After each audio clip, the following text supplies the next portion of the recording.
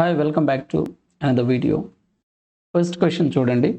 ఇక్కడ మనకు A:B యొక్క రేషియో ఇచ్చారు. 3A + 2B = 2A + 5B వాల్యూని మనం ఫైండ్ చేయాలి. సో ఇలాంటి క్వశ్చన్లో డైరెక్ట్గా A:B మనకు 3:4 ఇచ్చారు కాబట్టి మనం డైరెక్ట్ A వాల్యూ 3 గాను B వాల్యూ 4 గాని తీసుకోవచ్చు. ఎందుకనంటే మనకి ఇచ్చినటువంటి ఏదైతే మనం ఫైండ్ చేయాలో 3A + 2B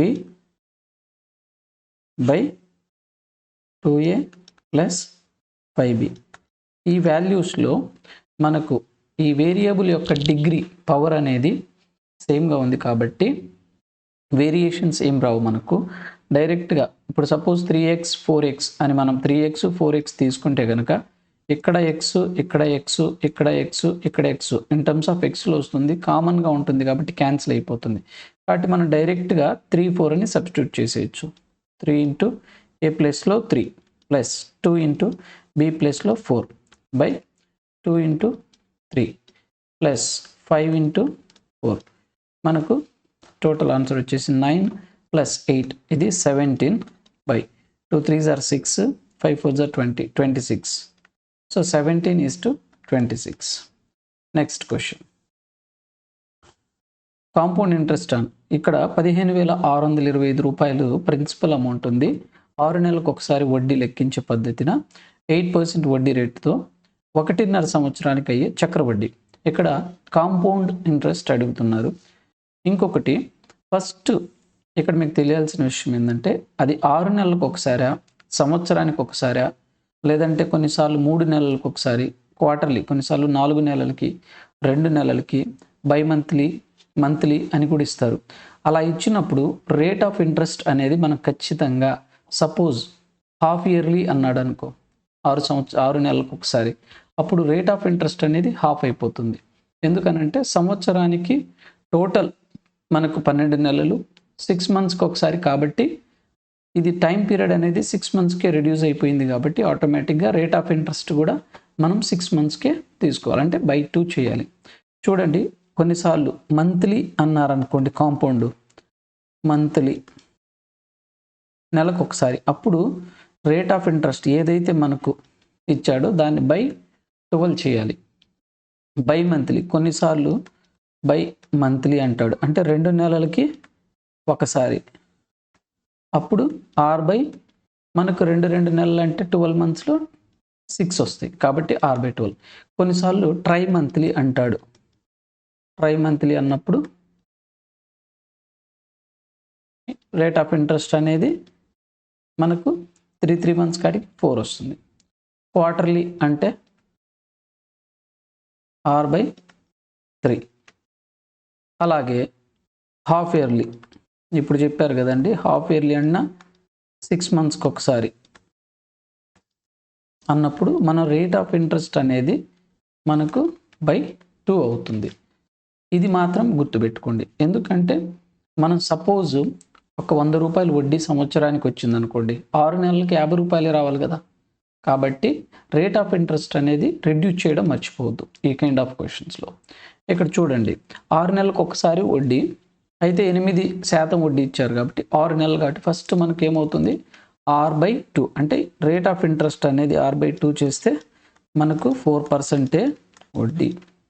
రెండోది టైం పీరియడ్ విషయానికి వస్తే 1.5 సంవత్సరానికి ఎన్ని 6 నెలలు వస్తాయి, మనకు 3 6 నెలలు వస్తాయి. ఎందుకంటే 1.5 ఇయర్ కాబట్టి, అంటే ఇక్కడ టైం వచ్చేసి మనకు 1/2ని మనము ఇంటూ 2 హాఫ్ ఇయర్లీ కట్ చేస్తే మనకు 3 టర్మ్స్ వస్తాయి. సో నార్మల్ అప్రోచ్, ట్రెడిషనల్ అప్రోచ్లో మనకు అమౌంట్ కావాలంటే కాంపౌండ్ ఇంట్రెస్ట్లో, చక్రవడ్డీలో ప్రిన్సిపల్ 1 + R/, అంటే ఇక్కడ టైం పీరియడ్ వేస్తారు, ఇక్కడ R ఎలాగో నేను క్యాలిక్యులేట్ చేసేసాను కాబట్టి R/100 వేసేస్తున్నాను. నార్మల్గా అయితే R ప్లేస్లో R/2, హాఫ్ ఇయర్లీ అయితే, క్వార్టర్లీ అయితే R/3 అలా చేసుకుంటారనమాట. సో ఇది అయితే ఎన్ని సంవత్సరాలకంటే ఇక్కడ టైం పీరియడ్ అనమాట. ఆ టైమే మనకు 3 ఇయర్స్ వచ్చింది. 3 ఇయర్స్ కాదు, 3 6 monthly periods.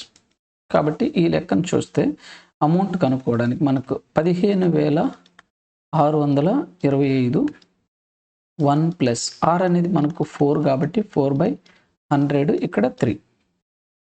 So 100 4 1s are 425 times. So A is equal to 15,625 into 1 plus 1/25 అంటే 25 1s are 25 plus 1 ఉంది కాబట్టి డైరెక్ట్ వేస్తున్నాను 26/25. ఇది మనకు పవర్ 3 ఉంది, 3 times వస్తుంది.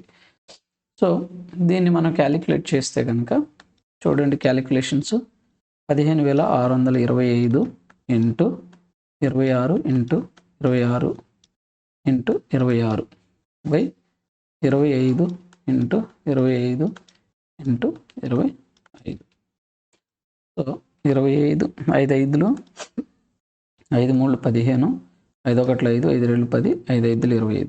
మరలా చూడండి 5 1s are 5 6s are 30 12 కాబట్టి 5 2s are 5 5s are 625 వచ్చింది. 25 625 కదా, కాబట్టి డైరెక్ట్ 625 బదులు ఈ టోటల్ తీసేయచ్చు. అంటే మనకు వచ్చిన వాల్యూ అనేది అమౌంట్ అనేది ఎంత వస్తుందంటే ఈ టోటల్ 26 ఇంటూ 26 ఇంటూ 26 చేస్తే వచ్చేస్తుంది. 26 26లు స్క్వేర్స్ మనం నేర్చుకొని ఉండాలి 30 వరకు, కాబట్టి 26 26 676. దీన్ని 26తో మళ్ళీ మల్టిప్లై చేయండి. నార్మల్ అప్రోచ్ 6 36 6 42 45 6 36 40 2 12 2 14 15 2 12 అండ్ 13 6 7 5 7 1 అంటే 17,576 మనకు వచ్చింది. ఇది అమౌంట్ అంటే ఇంట్రెస్ట్తో పాటు కలిసి వచ్చింది. మనకు ఈ క్వశ్చన్లో ఏమి అడిగారు అయితే చక్రవడ్డీ మాత్రమే అడిగారు. అంటే అమౌంట్ అనేది ప్రిన్సిపల్ ఇంట్రెస్ట్ రెండు ఉంది కాబట్టి దీంట్లో నుంచి మనకు 15,625ని తీసేస్తే 1591 అంటే 1951 వస్తుంది. సో దీన్నే వేరే అప్రోచ్లో చేయొచ్చు. ఇదంతా అంటే PTR/100 అవన్నీ వేయకుండానే మనం చేయొచ్చు. చూడండి ఎలా చేస్తారు. ఇది మెథడ్ 1. మీకు అర్థం అవ్వడం కోసం ఏదైనా కొంతమందికి ఇప్పుడు చెప్పబోయే సెకండ్ అప్రోచ్ అనేది ఈజీ ఉంటే దాన్ని ఫాలో అవ్వచ్చు. చూడండి ఫస్ట్ రేట్ ఆఫ్ ఇంట్రెస్ట్ అనేది మనం మార్చుకున్న తరువాత అంటే మనకు ఆర్ అనేది 8% ఇచ్చాడు. ఇది దేనికి పర్ ఇయర్ సంవత్సరానికి, కానీ మనకు 6 నెలలకు ఒకసారి చేంజ్ అవుతుంది కాబట్టి R/2 చేసేస్తాం. కాబట్టి మనకు 4% వచ్చేసింది రేట్ ఆఫ్ ఇంట్రెస్ట్. ఇప్పుడు ఈ 4%ని నేనేమని రాయొచ్చు 4% అంటే 100 కాబట్టి 4 1s are 4 25s are అంటే 1/25 అని దీని అర్థం. ఇప్పుడు చూడండి ఎప్పుడైనా ఒక ఫ్రాక్షన్లో కనుక వస్తే ఇలాంటి మనకు పర్సంటేజ్ని నేను ఫ్రాక్షన్లోకి రాసుకున్నాను భిన్నంలోకి. ఈ డినామినేటర్లో హారంలో ఉన్నటువంటి వాల్యూ అసలు ప్రిన్సిపల్ అమౌంట్ అని అనుకోవాలి. పైన వడ్డీ అంటే ఈ 4% అనేది వడ్డీ. ప్రతి 100 రూపాయలకి 4 రూపాయలు వస్తుంది.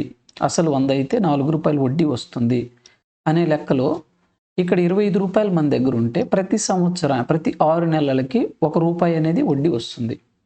ఇది దీని అర్థం. సో ప్రతి 6 నెలలకి 1 రూపాయి వస్తుందంటే అది అమౌంట్లో ఏమవుతుంది 25 అసలు 1 రూపాయి వడ్డీ కలిపితే 26 అవుతుంది. ఇక్కడ మనకు 25 అసలు అనుకుంటే సేమ్ సెకండ్ ఇయర్ కూడా 25, ఇది 26 అవుతుంది. థర్డ్ ఇయర్ 25 26 అవుతుంది. సో ఈ మూడింటిని మనం మల్టిప్లై చేస్తే ఈ టోటల్ వాల్యూని మనం మల్టిప్లై చేయండి చెప్తాను.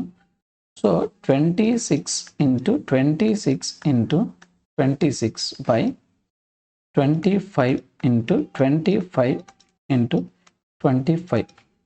ఈ కింద వాల్యూ టోటల్ నేనేమన్నాను అసలు అన్నాను కదా, ఈ అసలు అనేది మనకేమిచ్చారు ప్రాబ్లంలో 15,625 రూపాయలని ఈ వచ్చిన నాకు టోటల్ పార్ట్స్ని మల్టిప్లై చేసుకుంటే 3 సార్లు ఎందుకు వేసానంటే మనకు 3 ఇయర్స్ కాబట్టి ఫస్ట్ టైం విన్న వాళ్ళకి కొత్తగా అర్థం కాని విధంగా ఉంటుంది అప్రోచ్. కానీ మనం ఎందుకు వేసామనేది ఫార్ములాలో నుంచి రాసిన పాయింట్ ఇది. సో 25 ఇంటూ 25 ఇంటూ 25 చేస్తే 3 ఇయర్స్కి మనకు అసలే రావాలి. ఇదేంది సింపుల్ ఇంట్రెస్ట్, సాధారణ వడ్డీ ప్రకారం. ఇది కాంపౌండింగ్ ఎఫెక్ట్ అంటే కాంపౌండ్ చక్రవడ్డీ ప్రకారం ఇది వస్తుంది. కాబట్టి చూడండి 25 ఇంటూ 25 ఇంటూ 25 చేసామనుకోండి ఒక భాగం వస్తుంది. ఈ వచ్చిన భాగం మీదే మనం 26 ఇంటూ 26 ఇంటూ 26 చేస్తాం.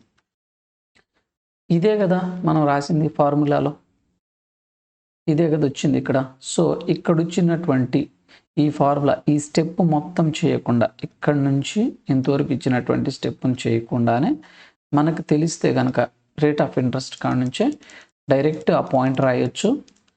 ఈ 25 ఇంటూ 25 ఇంటూ 25 అనే దాన్ని 15,625కి ఈక్వేట్ చేస్తే ఒక పార్ట్ ఒక భాగం వస్తుంది. కరెక్ట్ మనం క్యాన్సిల్ అయిపోయింది కాబట్టి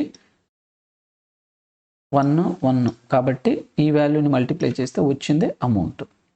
సో ఈ విధంగా కూడా చేయొచ్చు. నెక్స్ట్ క్వశ్చన్ చూడండి. ఒక పండ్ల వ్యాపారి 20 నారింజ పండ్లను 125 రూపాయలకు కొని డజన్ 90 రూపాయల చొప్పున అమ్మినా అతనికి లాభమా నష్టమా?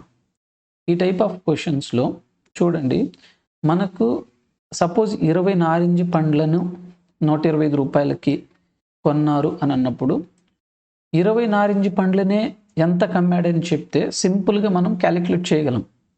కానీ 12 నారింజ పండ్లని ఒక 12 అంటే డజన్ అంటే 12 కాబట్టి 12 వాటిని 90 రూపాయలకు అమ్మారు. 20 నారింజ పండ్లను 125 రూపాయలకు కొన్నారు. కాబట్టి అవి రెండు వేరే వేరే నెంబర్స్ ఉన్నప్పుడు మనం చేయలేం. అప్పుడు ఏం చేస్తామంటే ఈ 20 నెంబర్ వచ్చే విధంగా డజన్ని మార్చుకోవడము, అంటే లేదంటే ఒక్కొక్క పండు యొక్క కన్ఫ్యూజన్ లేకుండా ఒక్కొక్క పండు యొక్క అమ్మిన వెల ఒక్కొక్క పండు యొక్క కొన్న వెల వచ్చినా మనకు సరిపోతుంది. చూడండి 125 రూపాయలకి 20 నారింజ పండ్లను కొన్నారు అంటే కాస్ట్ ప్రైస్. అప్పుడు ఎంత వస్తుంది మనకు? ఒక్కొక్క దాన్ని 125/20 కాయలు. So 5 4 jar 5 2 jar 5 5 jar 4 1 jar 4 6 jar 1 ఉంటుంది. 4 2 జార్ 4 5 జార్ అంటే 6.25 రూపీస్ పడింది ఒక్కొక్క కాయ. సేమ్ మనము అదే రీతిగా సెల్లింగ్ ప్రైస్ కూడా కనుక్కుంటే సరిపోతుంది. సెల్లింగ్ ప్రైస్ 90 రూపాయలకి 12 కాయలు అమ్మారు. సో ఇక్కడ చూడండి 3 4 జార్ 3 30s 4 1 జార్ 4 7 జార్ 28 2 మిగులుతుంది కాబట్టి 4 5 జార్. సో ఒక్కొక్క దాన్ని 7.5 రూపీస్కి అమ్మారు. అంటే కొన్న వేల 6 రూపాయలు 25 పైసలే, అమ్మిన వేల 7 రూపాయల 5 పైసలు 50 పైసలు. అప్పుడు లాభమా నష్టమా? ఖచ్చితంగా లాభమే. ఈ నష్టం అనే 2 ఆప్షన్స్ని మనం డైరెక్ట్ తీసేయచ్చు. సో ఎంత లాభం అనేది చూడాలంటే మనము కొన్న వెల అమ్మిన వెలలో నుంచి మన కొన్న వెలని తీసేసి దేని మీద చూస్తాం? మనం కొన్న వెల మీదే చూస్తాం. ప్రాఫిట్ కానీ లాస్ కానీ ఇంటూ 100. అదే దాన్ని ఏం చేస్తామంటే 7.5లో నుంచి 6.25 అంటే ఇక్కడ ఒక 75 పైసలు ఉంటుంది, ఇక్కడ 75 పైసలు 7, ఇక్కడ ఒక 50 పైసలు 75 50 అంటే 1.25 బై కొన్న వెల 6.25. రెండు స్థానాలకి పాయింట్ ఉంది కాబట్టి డైరెక్ట్ ఇంటూ 100 ఉంది కదా, రెండు స్థానాలే ఉంది కాబట్టి మనం డైరెక్ట్గా 125/625 రాసుకోవచ్చు ఇంటూ 100. 25 5లు 25 25లు 5 1లు 5 20 5 5లు 5 1 జార్ 5 20s అంటే మనకు 20% ప్రాఫిట్ వచ్చింది. సో కన్ఫ్యూజన్ లేకుండా చేయాలంటే మనం ఒక్కొక్క దాని యొక్క వాల్యూని కనుక్కుంటే సరిపోతుంది. Next question.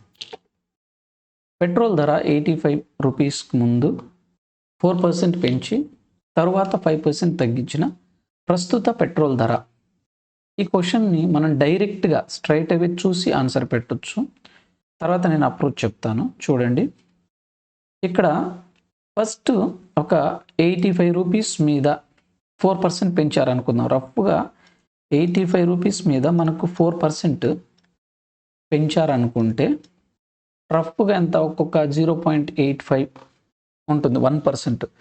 మీకు ఈ 1%, 2%, 100%, 10% తీయడం తెలుస్తుంది. సపోజ్ 100 రూపాయలు ఉంది. దీంట్లో మనకు 100% అంటే 100, 10% అంటే ఒక 0 తీసేయండి. 1% కావాలంటే ఇంకా 2 0లు తీసేయండి. సో ఇలాగా. ఇప్పుడు మరి 2 నెంబర్లు ఉన్నప్పుడు 100% అంటే ఫుల్ ఉంచడమే, 10% అంటే ఒక స్థానం తీసేస్తాం, 1% కావాలంటే 2 స్థానాలు. అంటే ఇక్కడ 0.85 అనేది మనకు 1% అవుతుంది. కాబట్టి చూడండి, ఇక్కడ ప్రాబ్లం మనకు 1% అనేది 0.85 అరౌండ్ ఉంటుంది. కాబట్టి సరే, 8 4 32, 8 అర్థాలు 2. సో మనకు 3.4 రూపీస్ దాకా పెరుగుతుంది. దీనికి దగ్గర మనకు ఎంత అవుతుంది, 88.4 అయింది. అంతేనా? సో నెక్స్ట్ 5% డౌన్ చేశారనుకుందాం. అంటే 85 మీద 4% పెంచినప్పుడు తక్కువే పెరుగుతుంది. పెద్ద వాల్యూ మీద 5% డౌన్ చేసినప్పుడు ఇంకొద్దిగా ఎక్కువ, ఈ 3.4 కన్నా కొద్దిగా ఎక్కువ, ఒక 5 6 వేసుకోండి. రఫ్గా 6 తీసేయండి దీంట్లో నుంచి. అంటే ఇక్కడ 81 82 పైన ఉంటుందిగా వాల్యూ. చిన్న వాల్యూలు అయితే ఉండవు, 82 పైన ఉండాలి. అలా అని చెప్పి 88లో ఉందంటే ఉండదు. ఎందుకంటే ఫస్ట్ స్టెప్లో 88, మళ్ళీ దీని నుంచి మైనస్ చేస్తాం కాబట్టి ఈ ఆప్షన్ కాదు. ఇదే కానప్పుడు అసలు 89 కాదు. ఇది చాలా దూరం ఉంది. మనకు ఉండేది థర్డ్ ఆప్షన్. ఇలా డైరెక్ట్గా పెట్టొచ్చు. అప్రోచ్ ప్రకారంగా అయితే ఇదనమాట. మనం 4% యాడ్ చేసాము, 88.4 అయింది. ఇప్పుడు ఈ 88.4లో నుంచి 1% ఎంత మనకు, నేనేమన్నాను, ఈ పాయింట్ని పక్కన పెట్టండి. ఫుల్ అంటే 100%, 10 అంటే ఒక ప్లేస్ తీసేస్తాం, 1% అంటే ఇక్కడికి తీసేస్తాం. కాబట్టి 0.884 అనేది మనకు 1%. అయితే మనకు 5% ఎంత, 5% కావాలంటే 5 × 0.884 చేయండి. 5 4s are 20, 5 8s are 40, 42, 5 8s are 40, 44. అంతేనా? సో దీంట్లో 3 ప్లేసెస్ ఇటు జరిపోయింది. సో 3 ప్లేసెస్ ఇక్కడికి వచ్చేస్తుంది, 3 స్థానాలు. అంటే 4.42ని ఈ 88.4లో నుంచి 4.42ని మనం ఎక్స్క్లూడ్ చేస్తే కనుక వచ్చిందే మన ఆన్సర్. సో దీన్ని తీసేస్తే మనకు ఈ వాల్యూ వస్తుంది, 83.98. Next question. సో -7/8 అనేది 4/9 ఒకటి కలపవలసినటువంటి సంఖ్య. సింపుల్ క్వశ్చన్ అండి, అందరికి తెలిసిందే. -7/8కి కలపవలసిన సంఖ్య x అనేది 4/9 అవ్వాలంటే కలపమన్నారు కాబట్టి x, బట్ ఇది మైనస్లో ఉంది కదా, కాబట్టి x మనం ఇలానే ఉంచితే 4/9 ఇటు +7/8 అవుతుంది. So x = 9 8s are 72, 8 9 times కాబట్టి 9 4s are 36, 9 8s are okay, 8 9 times కాబట్టి 9 7s are 63. So x = 99/72. మన క్యాన్సిలేషన్ అవుతుందా? సారీ అండి, ఇక్కడ 9 8s are 72, 9 8 times 8 4s are 32. Sorry, ఇక్కడ మనకు 32 అంటే మనకి ఇక్కడ 95 అవుతుంది. సో 95/72. Next question.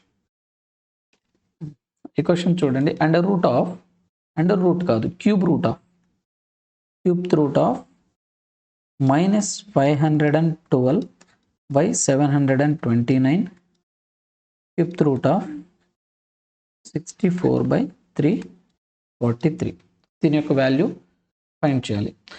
ఇలాంటి ప్రాబ్లమ్స్ డెడ్ ఈజీ అండి, ఎందుకంటే మనకు ఆల్మోస్ట్ క్యూబ్ రూట్ కానీ ఇంకొక ఫోర్త్ రూట్ కానీ ఏది ఇచ్చినా సరే అది ఖచ్చితంగా పోయే విధంగానే ఉంటుంది. అంటే ఆల్రెడీ ఆ వాల్యూసే ఇస్తారు ఈజీగా ఉండి. సో మనకు క్యూబ్స్ స్క్వేర్స్ కనుక cubes up to 20 at least, squares అయితే 30 వరకు అండ్ టేబుల్స్ 20 వరకు మనం బై హార్ట్ చేసి మగప్ చేసుకొని ఉండాలి. ఎప్పుడు అడిగినా వెంటనే చెప్పేటట్లు అది ఉండడం వల్ల చాలా వరకు మీకు బెనిఫిట్ అవుతుంది. సో ఇక్కడ చూడండి 8 యొక్క క్యూబ్ అనమాట ఇది. అయితే ఇక్కడ మైనస్ వాల్యూ ఉంది కదా, క్యూబ్ అంటే ఆడ్ నెంబరు. ఒక స్క్వేర్ ఉంటే మనకు మైనస్ వాల్యూ రావడానికి పాసిబిలిటీ ఉండదు, అప్పుడు అది ఇమాజినరీ నెంబర్ అవుతుంది. సో ఇక్కడ క్యూబ్ ఉంది కాబట్టి మనం -8 వాల్యూ ఉండొచ్చు అనేది మనకు తెలియాలి. క్యూబ్ రాయొచ్చు. దీన్ని 729ని ఏమైనా రాయొచ్చు, 7/9 యొక్క క్యూబ్. సో ఈ రెండింటిని బదిలి మనం ఒకేసారి ఇది క్యూబ్ రూట్ ఆఫ్ అలానే రాయండి, ఓకేనా. ప్లస్ ఇక్కడ మనకు 4 యొక్క క్యూబు అండ్ ఇది 7 యొక్క క్యూబు, ఇది కూడా క్యూబ్ రూట్ ఆఫ్. సో ఇది తెలిస్తే మనకు డైరెక్ట్ మనం స్ట్రైట్ అవే ఈ క్యూబ్ రూట్ ఆఫ్ అనే వాల్యూని మనం క్యూబ్ రూట్ నుంచి తీయాలనుకుంటే -8/9ని హోల్ క్యూబ్ రాసుకోవచ్చు, రెండింటి క్యూబ్ ఉంది కాబట్టి. అండ్ ఈ క్యూబ్ రూట్ని తీయాలంటే ఇది 1/3 అవుతుంది. ప్లస్ ఇది కూడా అంతే 4/7 హోల్ క్యూబ్ రాసుకోవచ్చు.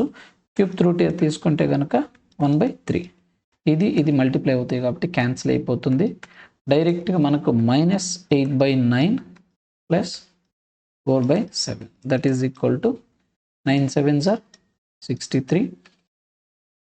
మనకు 9 7 టైమ్స్ కాబట్టి 7 8s are 56, 9 4s are 36. అంటే మనకు 20/63 -20/63. నెక్స్ట్ క్వశ్చన్ చూడండి. ఒక 3 అంకెల సంఖ్యలో వందల స్థానంలోని అంకె పదుల స్థానంలోకి సంఖ్యకు 2 రెట్లు, ఒకట్ల స్థానంలోని అంకె పదుల స్థానంలోని అంకెకు 3 రెట్లు మరియు అంకెల మొత్తం ఇచ్చారు. దీన్ని నేనైతే బెస్ట్ అప్రోచ్, నేను రికమెండ్ చేసే బెస్ట్ అప్రోచ్ ఆప్షన్. ఇక్కడ ఇచ్చినటువంటి కండిషన్ సాటిస్ఫై అవుతూ మనకు ఆప్షన్స్ ఏ ఉన్నాయో చెక్ చేయండి. ఫస్ట్ కండిషన్ చూడండి, 3 అంకెల సంఖ్యలో వందల స్థానంలోని అంటే ఈ 3rd place 1 2 3 units place, 10th place, 100th place, అంతేనా. అయితే ఈ వందల స్థానంలోని సంఖ్య పదుల స్థానంలోని అంకెకు 2 రెట్లు. ఫస్ట్ దీనికి 2 టైమ్స్ ఉందా లేదా అది చూడండి. ఏ ఆప్షన్లు ఉన్నాయి, ఇది దీనికి లేదు, ఇది దీనికి ఉంది, ఓకే ఇది పెట్టండి పక్కన. దీనికి ఉందా లేదు, ఇది ఉందా ఇది కాదు, ఇది 3 టైమ్స్ ఉంది కాదు. డైరెక్ట్ ఒకే ఆప్షన్తోనే మనం పెట్టేయచ్చు. కొన్నిసార్లు ఒకటి కండిషన్ సాటిస్ఫై అవ్వచ్చు, నెక్స్ట్ కండిషన్లో సాటిస్ఫై కాకపోవచ్చు. అయితే దీన్ని నార్మల్ అప్రోచ్లో ఎలా చేస్తామో చూద్దాం. ముందుగా మనము చూడండి, ఒకట్ల స్థానంలోని అంకె పదుల స్థానంలోని అంకెకు 3 రెట్లు అన్నారు. అయితే ఈ 3 అంకెల సమ్ము మొత్తం ఇచ్చారు కాబట్టి ఫస్ట్ 2 పదుల స్థానంలో సంఖ్య x అనుకుంటే మనకు వందల స్థానంలోని అంకె ఎన్ని రెట్లు అన్నారు, 2 రెట్లు కాబట్టి 2x. అదేవిధంగా ఒకట్ల స్థానంలోని అంకె పదుల స్థానంలోని అంకెకు 3 రెట్లు అంటే ఇక్కడ 3x ఉండాలి. బట్ ఇవి 2 డిజిట్లు కాదండి, సింగిల్ డిజిటే ఉంటుంది. బట్ మనకు అలా అన్నారు. బట్ ఈ టోటల్ వాల్యూ వీటి యొక్క డిజిట్స్ యొక్క సమ్ మనకు ఎంత అన్నారు, 18 అన్నారు. దీని నుంచి మనం x వాల్యూ ఐడెంటిఫై చేయొచ్చు. 6x is equal to 18, x equal to 3. అంటే ఇప్పుడు నెంబర్ చూడండి, x ప్లేస్లో మిడిల్ నెంబర్ 3, ఇక్కడ 2 టైమ్స్ ఉంటుంది కాబట్టి 6, ఇక్కడ 3 టైమ్స్ కాబట్టి 9 అంటే 6 3 9. సో ఇలా చేస్తాం. నెక్స్ట్ క్వశ్చన్, 18 24 మరియు 30లచే భాగించినప్పుడు శేషాలు వరుసగా 14 20 26 వచ్చే కనిష్ట సహజ సంఖ్య. ఫస్ట్ ఈ క్వశ్చన్ చూడండి, ఇలాంటి టైప్ ఆఫ్ క్వశ్చన్లో 24 18 24 30 వీటిని 14 20 26 అనేవి రిమైండర్స్. అయితే దీనికి కామన్గా 4 డిఫరెన్స్, దీనికి కామన్ డిఫరెన్స్ 4, ఇక్కడ కామన్ డిఫరెన్స్ 4. ఇలాగ కామన్ డిఫరెన్స్ ఉన్నప్పుడు మనం చేయాల్సిన అప్రోచ్ ఎల్సిఎం. ఎందుకంటే ఈ 3 నెంబర్లకి మనకు లీస్ట్ కామన్ మల్టిపుల్ అనేది ఒకటి తెలిస్తే అక్కడ నుంచి మనం ఆ నెంబర్ని ఒక 4 తగ్గించేసి రాసేస్తే వీటన్నిటికీ కామన్గా రిమైండర్లు ఇవే మిగులుతాయి. కాబట్టి ఇక్కడ కనిష్ట సామాన్య గుణిజం కనుగొనాలి. చూడండి, మీకు కనిష్ట సామాన్య గుణిజం గురించి చెప్తాను, ఒకసారి వినండి. ఫర్ ఎగ్జాంపుల్గా మనకు ఒక 2, 4, 6 ఇలా 3 నెంబర్స్ ఉన్నాయి. మీకు అర్థం అవడం కోసం చెప్తున్నాను. 2 యొక్క మల్టిపుల్ 2 1 2, 4, 6, 8, 10, 12, 14, 16 ఇలా వెళ్తుంది. 4 యొక్క మల్టిపుల్స్ తీసుకోండి, కారణాంకాలు గుణిజాలు. 8, 12, 16, 20. 6 యొక్క 6 1 6 మనకు ఫస్ట్ ఉంది. ఇక్కడ 4 కూడా వేసుకోండి. 6, 12, 18, 24 అండ్ సో అని ఇలా వెళ్తుంది.